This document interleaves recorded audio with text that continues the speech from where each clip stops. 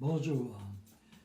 Dans Éphésiens chapitre 1, versets 15 à 19, l'apôtre Paul prie que l'Église d'Éphèse reçoive un esprit de sagesse et de révélation, de connaissance de Dieu, et que les yeux de leur cœur puissent être illuminés par l'espérance de l'appel de Jésus et de son glorieux héritage pour tous les saints. Alors, si vous voulez voir dans l'esprit, vous devez premièrement comprendre que vous avez des yeux pour voir dans l'esprit. Vous les avez.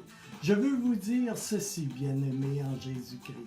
Si vous n'avez pas, c'est que vous ne demandez pas. De plus, pour être davantage rencontré par le Seigneur, vous avez besoin d'apprendre et de développer comment méditer la parole de Dieu.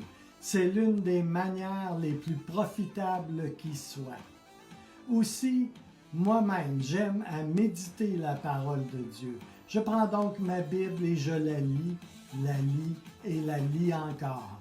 Et j'aime à me voir en train de la lire et voir ce que cela représente pour moi alors que je la lis, que je la médite dans mon esprit.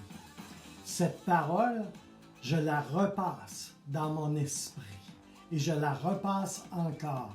Et bientôt, alors que je la lis, en exemple, le Seigneur est mon berger, je ne manquerai de rien. Il me fait reposer dans de verts pâturages et près des eaux calmes. Alors, quand je médite et médite encore sur ces paroles, je finis par les voir en quelque sorte, ces belles eaux calmes. Et puis, je vois bientôt son visage se refléter dans le miroir de ses eaux. Et il me regarde. La parole devient alors porteuse et vivante et elle m'enrichit, elle me libère, elle me nourrit, elle me fortifie. Alors je vous le dis encore, la méditation de la parole amène la révélation qui elle-même amène la manifestation.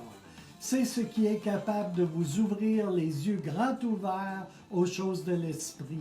Et cela vous permet de voir la grande espérance qu'il y a en Jésus-Christ.